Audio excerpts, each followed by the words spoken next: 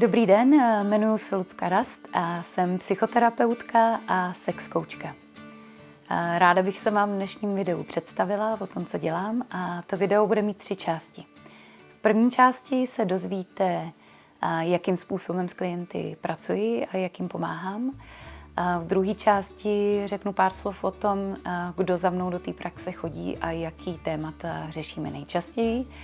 A v třetí části vám představím něco málo o mý profesní cestě.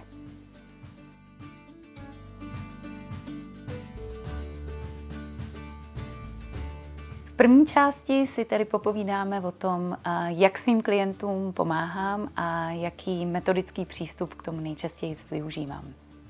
Samotná sezení už klientům umí být nápomocná, protože vytvoříme prostor důvěry, kde je klientovi nasloucháno a už to samo o sobě umí pomoct.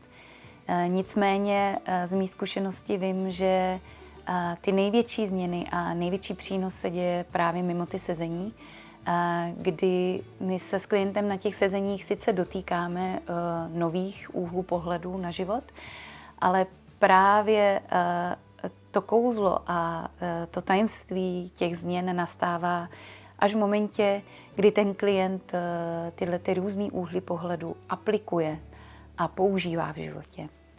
A k tomu jsem zjistila, že vlastně nejvíc funguje to, že rozhovor vedu systemickým přístupem, ale do dalších sezení vlastně prokládám coachingovými a terapeutickými úkoly, který ten člověk vlastně plní do toho dalšího sezení. V párové terapii navíc používám techniky z dalších oborů. Konkrétně v sexuologii používám učení od Kim Anami a učení z acceptance a commitment terapie.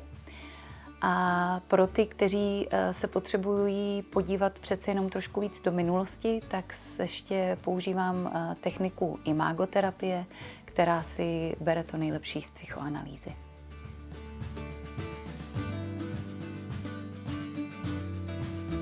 V druhé části se řekneme něco o tom, kdo za mnou nejčastěji chodí a jaká témata nejčastěji probíráme. Člověk ze své přirozenosti je tvor společenský. To, jaké máme vztahy s ostatními lidmi, přímo úměrně ovlivňuje naši kvalitu života. V individuální terapii jsme schopni se na vztahy s ostatními podívat z pohledu našeho vnitřního nastavení a našich postojů. V párové terapii se na tom vztahu dá pracovat ještě nejenom z pohledu těch individuálních nastavení těch dvou, ale ještě vlastně umíme v té párové terapii budovat ten vztah samotný, takže tam vlastně opečováváme všechny 3 složky. Do vztahu a do toho, jakou kvalitu vztahu máme s ostatními lidmi, vlastně vstupuje strašně moc témat. A v dnešní informační době není problém si asi o těch tématech získat informace, ale vyznat si v nich a navigovat tu cestu, jakou se vydat, kde vůbec začít, tak to už je potom oříšek a tam terapie umí být hodně nápomocná. A v párové terapii se třeba potom zabýváme i oblastmi intimity, přičemž každý z těch párů za mnou přichází úplně s jinou startovací čárou a s jiným konkrétním problémem, ale umíme se dotknout všech. Věřím, že každý z nás umí žít plnohodnotný a šťastný život. Někdy je ta schopnost naše oslabená i v běžném životě. Někdy nám ten život hází tak těžké klacky pod nohy, že můžeme být ti nejschopnější z nás a nemůžeme to v tu chvíli uníst. Terapie vlastně umí být nápomocná jak v těch těžkých životních situacích, tak ale svý místo nachází i pro ty lidi, kteří vlastně jenom se chtějí nějakým způsobem vzdělávat a dál rozvíjet.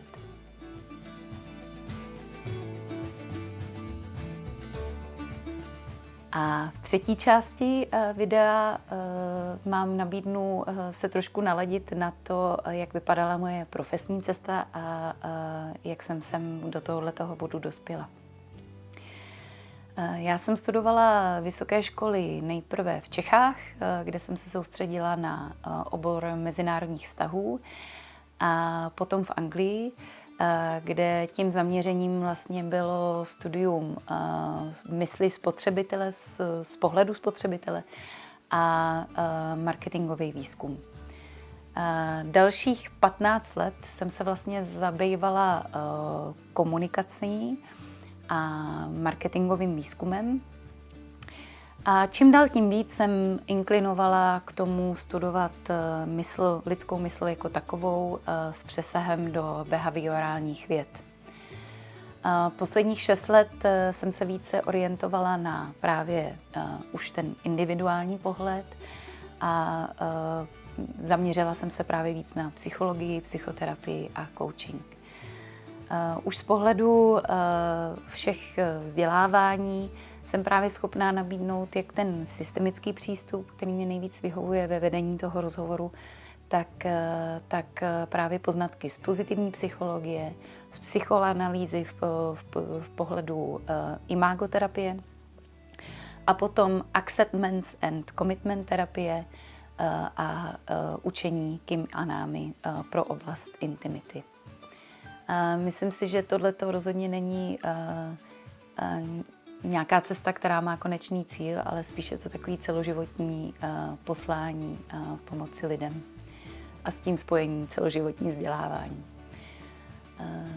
Děkuju vám za to, že jste tady teďko se mnou byli a budu se těšit na další společnou cestu doprovázení směrem k vašemu plnohodnotnějšímu a šťastnějšímu životu. Hezký den vám přeji.